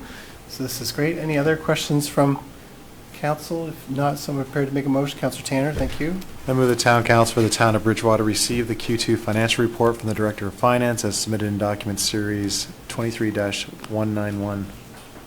Perfect. Do I have a seconder? Councillor Conklin, further discussion? Hearing none. I'm just kind of concerned about how Stacy looks. There it goes. It was all blurry. Okay, all those in favor? Those opposed? Motion is carried. Thank you. The Lunenburg County Senior Safety Program, the monthly updates there. It's not, is it? Yeah, the attachment hasn't uploaded, but it will make sure it is uploaded for everyone's information and just for the public's information as well. Of course, all the documents that we have in our council package are available online as well. So Once that gets uploaded, it's probably already on the website uploaded. Lunenburg County Senior Safety Program is something that we share across the region and is invaluable to our seniors. We're almost down to the last one, which is the Municipal Joint Service Board. We're just trying to drag it out as long as we can. So 10.4 Museum Commission Membership Appointment Recommendations. We have some appointments and some reappointments. Someone prepared to make that motion? Councillor Thorburn, thank you. Yes, I would move that Town Council for the Town of Bridgewater endorse the recommendation of the Bridgewater Museum Commission and appoint Brandon Knoll, who's here with us tonight, and Bill William Rogers to the Bridgewater Museum Commission for a 3-year term effective immediately with an expiry date of December 11th, 2026. And reappoint Mike Williams to the Bridgewater Museum Commission for a second term effective January the 26th, 2024, with expiry date of January 16th, 2027. Perfect. Thank you. Do we have a seconder? Councillor McDonald. Thank you to those who volunteer in our community on our numerous committees and commissions. Thank you. All those in favor? Those opposed? Motion is carried. Thank you. Now we're down to 10.5 Municipal Joint Services Board, additional services. So this, as Leslie and Lisa come down, I'll get you to also introduce yourself, because I don't know if the thousands of people that are watching us online, I don't know if they know yet who you are, but they're going to talk about a couple of additional services that we discussed at the Municipal Joint Services Board, and I think we're a little bit excited to add some new services. So I'll turn it over to you, Leslie. Thank you so much, Mayor Mitchell, and thank you, Council, as well, for having us here tonight. We're excited to be here as well. I'm Leslie McFarland. I'm the COO with MJSB. I've been here since July of 22, and I'm joined by Lisa Bozak, and she's our Director of IT, and she's here to speak to one of the two services. I'll speak to the other one. Lisa's here despite her power outage in the town of Lunenburg tonight, so very dedicated. So we have a short presentation. We have the package that we provided as well, but we're just going to talk you through a summary presentation and be happy to take any questions. So everyone, I think, is aware that the board exists to administer joint services on behalf of the 3 municipalities, town of Mahone Bay, as well as municipality of District of Lunenburg, as well as, of course, the town of Bridgewater. And one of the 2 key objects of the board is to identify opportunities for increased sharing of services. So that's where we come in tonight. And there are 2 key service goals that are highlighted in the shared service agreement. One of them is making the most of every tax dollar, but the other is ensuring that we have a more sustainable local government, or as much as possible sustainable local government. And so shared services are a key aspect of how we can deliver on that. So with that, the board conducted strategic planning in the fall of 22 and again in the fall of 23. And on both of those occasions, expanding shared services were highlighted as a priority.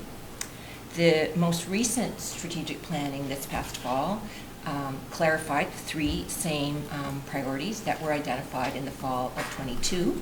And those were the top 2 on this slide, occupational health and safety and procurement. Those are 2 that were already identified long before, and actually the town of Bridgewater approved them in February 10th, 2020.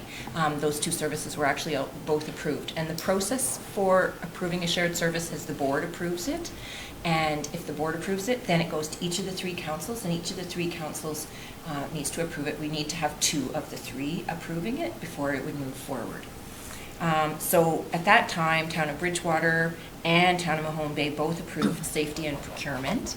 And of course, that was an important time for lots of reasons, but one of them was that the COO, who had been in place at MJSB since 2013, right around that time, announced her retirement, or resignation, I guess I'll say. And so as it was going to Modal for decision making, that had become aware, and so Modal asked for it to be paused. And of course, COVID was coming out at the same time, and it may not have seemed like the exact operational readiness time to move forward with 2 new shared services. But those 2 were actually approved at that point by 2 of the 3. privacy and data security, Lisa's going to speak to after me, and she'll give a little bit more detail. That's something that's more emerging, but I think the folks around this table are fairly familiar with it as it relates to Energize Bridgewater as well. So, again, folks are probably fairly well aware, but occupational health and safety is a key requirement of any employer, and Nova Scotia is one of the provinces in Canada that has the most stringent occupational health and safety legislation, so the highest tests and highest requirements for employers, which is great for the safety of the public as well as the staff, of course, which is excellent. But it also means there's a lot of requirements for staff to ensure that, you know, the leaders are keeping their staff safe and making sure the public are kept safe through contractors' work and all those kinds of things. And there's increasing lawsuits even in municipalities across Canada that increase risk for municipalities. And the more that we, you know, see that happening, that increases the legislation as well and increases the risk and the requirement for municipalities as one of the employers to ensure that occupational health and safety requirements are met. All of these things lead to the fact that it's difficult to provide and ensure that those requirements are met in a model where you don't have a centralized occupational health and safety specialist. So in the case of all three of the partner municipalities, as well as MJSB organization itself, we don't have a dedicated occupational health and safety resource. So it's done by staff as a component of their duties, but it's not something that any one of us is specifically expert on. So what that really means is that we, you know, expose ourselves a little bit to risk, that we may have increased staff injuries, we may have also legal liabilities, and I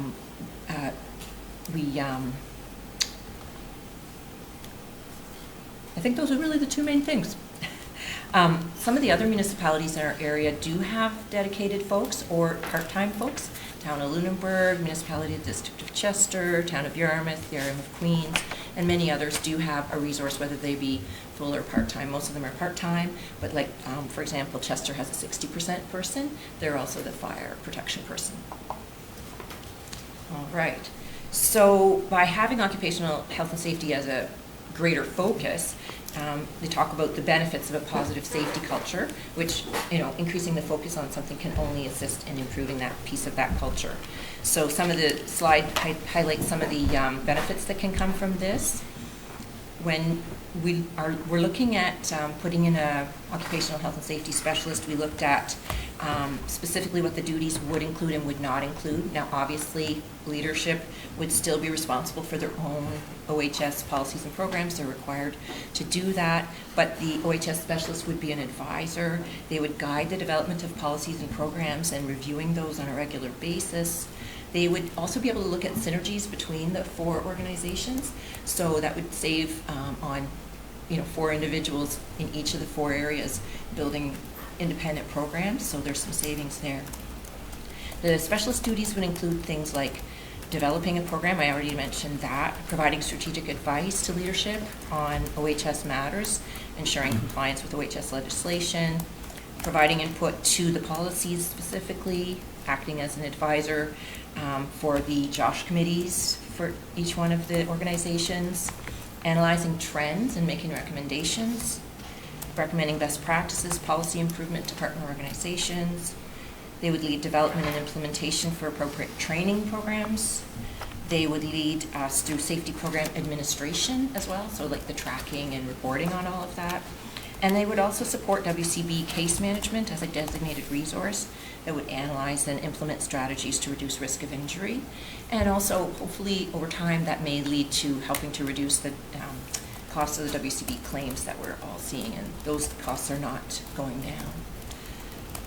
So with that said, what we're currently proposing is, if both services are approved by at least 2 of the councils for each of them, that we would move forward with the service that Lisa's going to speak about next. That would be implemented April 1st. And this service, just for really staggering of operational readiness and just managing overall, would implement on October 1st of 24, so it would be, the costs that I'm going to show you are half of a year, and going forward, they would be full year. So we do have on the bottom of this slide 6 how we came up with the budget of 110. Position description was evaluated and rated through our new MJSB salary administration program, and it's a group 6, so we assumed sort of middle of the range for that group, and then added in all the loading to come up with 101,000 for the salary, some travel and training, and we do have some office expenses as well included in there for an annualized budget of 110. That's across all 4 of the parties. And so for this year, the 24-25 budget, I don't think this works, does it? I can sort of do this, yes. You see the number here, the 22,652 would be the Town of Bridgewater's 24-25 cost, and then it would be a double of that for future years, plus any, increase for CPI, that kind of thing. That is based on a budgetary cost allocation model that we came up with that could be looked at for future years to change, depending on how we wanted to see it. This model is based on everyone having an equal share, based on the fact that they're benefiting equally from the fact that there's a service there, but then having another 50% of the total budget be distributed based on the number of head count. That's based on the fact that the head count associates closely with the amount of work that staff member would have to do in this particular function. Occupational health and safety has a lot to do with the staff component. So in this particular case, the component of cost would be 22,652 for Town of Bridgewater, but those are just budgetary figures. Actual cost would depend on whatever the actual headcount distribution is at the end of March of this year, and that would be approved through each of the parties. And of course, the actual budget, whatever the individuals actually paid. So that is pretty much all I had on this one. I can take questions on this before we go to the next one, if that. Yeah, why don't we just, any questions on this particular item? Councillor Thorburn? Yeah, just looking at that sheet up there, and MODL usually, because it's bigger, pays more, but I see that we're paying pretty near double what they're paying on occupational health and safety. In this particular one, that's the case. You'll see in some of the other services it's different, and it just depends on how we think that the usage of the service would go between the 4 parties. We can also look at changing that going forward. It's just a budgetary figure for the first year because we're trying to come up with the best rationale we have for where we think the time for this person will be allocated. So it's something that can be absolutely looked at. Like the MJSB agreement requires us to look at the cost allocation model on an annual basis and see if it needs any refreshing. So it's something that we would do. Our thinking is that the workload would be quite heavily towards TOB for this particular service, just based on the nature of the work that we're talking about with health and safety, as well as some of the big capital projects that Town of Bridgewater does have. But it's a really good point and something that we would be considering and being informed by that person as they get on board, and then see if there's something, like we want a more complex model, for example, where we want to consider other factors. That's something that we would certainly look at. We've looked at, for some of the other services, we looked at, just the capital budget, and the component of the total capital budget as another consideration. But I think this is probably a good starting place, is where we landed. I think we've got a big engineering department that would increase our risk and time commitment as well. Exactly. Some of our services. So I see it for it, but it just kind of stood out.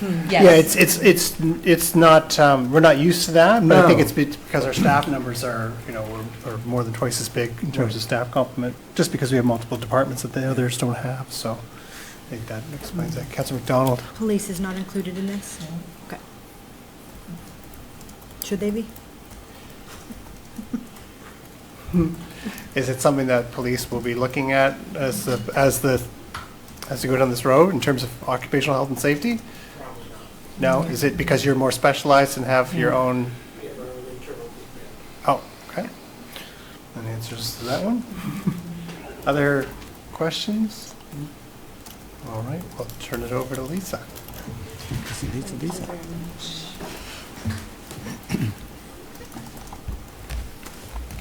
I assume that you've heard about the topic of privacy and data security here with Energized Bridgewater and other things that have happened in the town. So the imperative really for this shared service comes out of the work that you've done and the experiences that you've had. And when this idea was brought to the other partners, obviously they recognized there was a need for it. And let me just express a little bit more about the needs for this kind of shared service. When worldwide, some of the numbers about records that have been compromised, 4.2 billion records. You think about the number of how much data people are producing, 50% year-on-year increases. And so when you are being involved in various programs that involve personal, like citizen data or community data, you need to have really robust policies and practices in place to make sure that there are no breaches. So that's the purpose of this shared service in the context of the programs that you run, specifically Energized Bridgewater and other ones that you would run. So the work that Bridgewater did was to do a privacy impact assessment, which you would need to do for every program, and realize that, oh, we hired on some consultants, oh, our practices are not where they need to be as far as the legislation, which tells us what we're supposed to do. So that's part 20 of the MGA. Apparently, according to the Information and Privacy Commissioner, the rules that we have here in Nova Scotia are not as robust as other jurisdictions, that we're behind. And so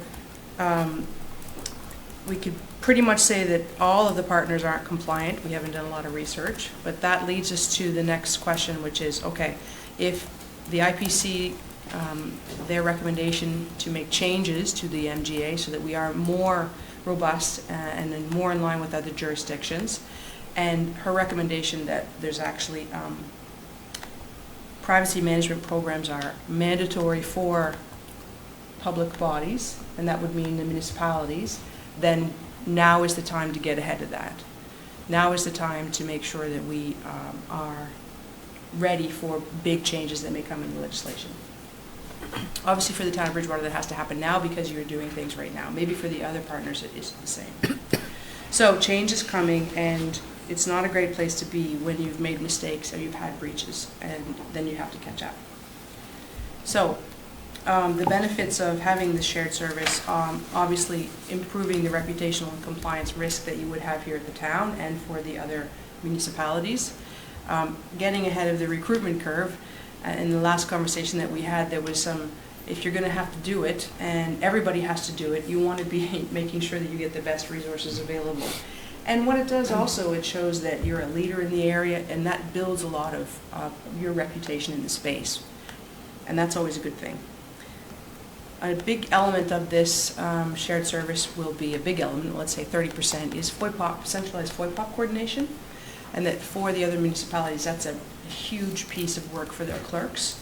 And if it's a very complicated area, and so having someone who's specialized in this area of being able to respond to FOIPOPs and handling a lot of them is a good thing for us.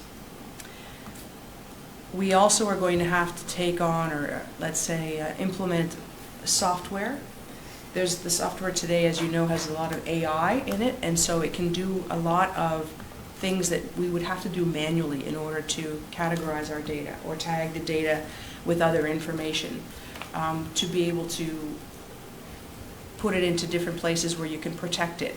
So our current service and infrastructure manager, he would be taking that on. He's already done a lot of training to learn about this particular piece of software and what it will do for us, and we're hoping that it will be able to ingest all of our data that has sensitivity or not, that we might find in TownSuite, which is financial, or the HR, or Laserfiche, where all the records management is.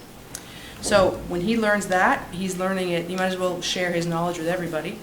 If he's going to learn it for the town of Bridgewater, he'll be able to apply that to the entire infrastructure. And because all the partners are in the same infrastructure, when we make changes to that environment, it affects everybody.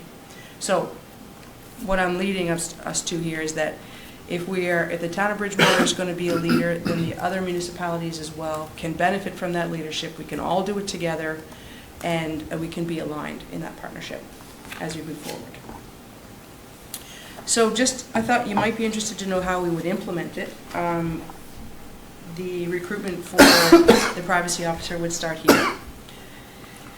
I don't know how we're doing with finding that special person, hoping that they would be recruited by Q4 and then seconded, and then coming in at Q4 and immediately focusing on some issues that you have here at the town, and then being seconded to MJSB for Q1, assuming that they're in place. That person will work 70% on implementing the privacy management program. In that packet I sent to you, there's 12 different sorts of things that they need to do. It's lots of things to keep them busy, and 30% FOIPOP. The IT part of it, as I mentioned, our service and infrastructure supervisor, half of his time would go in the first year to learning that software, implementing that software, doing all the profiling, ingesting all the data from the different sources, and then doing the configuration. That means working closely with people who tell him, this needs to be retained for this number of years, or this, when needs to go to the garbage, this is how it goes there or where it goes. He will not make those decisions, so that's what the privacy officer would help him with. What does that mean, though, in the end? We will see hardened security. So some things you may not like to experience today when you get pop-ups that tell you to don't go places, or are you sure that you want to send that file to somebody? That is going to increase more and more, because it has to when you put some kind of software on it that will really be profiling what's going on. So that might be a downside. So financially, for the town of Bridgewater, it would be in the first year costing $65,000, which is, I think, a wonderful benefit for the town, considering that the overall cost would be about $215,000 in the first year that will be shared across the partnership. We've used some different approaches to the cost allocation model itself, trying to take into consideration that just like a flat, it's hard to figure out how would you share the cost, so we figured out, again, equal share, a percentage of equal share of the salary, unified assessment, also because some are smaller, some are bigger. How much, I did some research into the past 2 years, how much FOIPOP is actually, how many requests, how much time has gone into that. The municipality, the District of Lunenburg, has just an incredible amount of hours being used there. And then splitting up the IT service and infrastructure salary based on the IT cost allocation model, and then you've got licenses. Licenses that, what you will add, the net cost of adding those compliance licenses. So that's it. Do you have any questions? Questions on this one? No? No? Pretty straightforward. Knew this was coming. We were waiting for this. I do think we need to get it. What you said, it's coming across the province, and so being ahead of it means that when we seek applicants for this position, we'll have hopefully more to choose from and get the best candidate versus when everyone's forced to do it. The MJSB kind of equated it to when everyone had to do a sustainability plan in 2008, and we hired Leon, but by the time everyone got to it, they were just like, well, what do we do? Because 50 municipalities need to do the same thing at the same time. So I think being ahead of it's smart. Any other comments? No? Okay. That was easy. We've got someone prepared to make a motion regarding the privacy data shared service. Councillor Conklin. I move that Town Council for the Town of Bridgewater endorse the recommendation of the Municipal Joint Services Board and approve the creation of a privacy and data security shared service as presented in document 23-196, and that this service is to be in place within the first quarter of the 2024-25 fiscal year. That doesn't jive. Aren't we doing it for 23, 24? We are. Or we're just doing, this is for our portion of the Municipal Joint Services Yes, Board. That's yes. why. Okay, yep, thank you, good. I'll second that. Second by Councillor Tanner. Any further discussion? Question. Question being called. All those in favor? Those opposed? Stacy's on like a 10-second delay. So I'm like assuming in favor. Is someone prepared to make the motion on the occupational health and safety? Deputy Mayor Frazier. Yes, I will, Your Worship. I move that I town... voted in favor. I move that Town Council for the Town of Bridgewater endorse the recommendation of the Municipal Joint Service Board and approve the creation of an occupational health and safety shared service as presented in document 23-196, and that this service to be in place with the third quarter of the 2024-25 fiscal year. Perfect. Seconded by Councillor Conklin. Further discussion?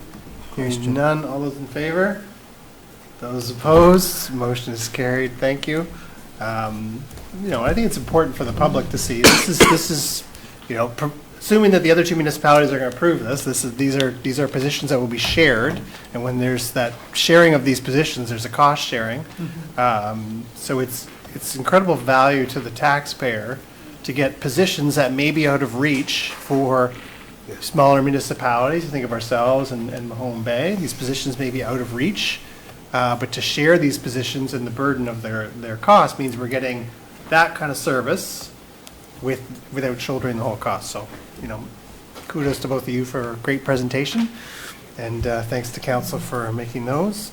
That is the end of our agenda. We have an in-camera meeting following this under section 22(2)F of the MGA for litigation or potential litigation. And with that, this is our last meeting of 2023. So on behalf of Town Council, I wish everyone in the town of Bridgewater a Merry Christmas, a Happy Holidays. I hope you're safe and that you have some downtime to spend with family and friends. And, thanks for another great year in the town of Bridgewater. Can I have a motion to adjourn, please? So moved. Councillor Thorburn, seconded by Councillor McDonald. We are adjourned.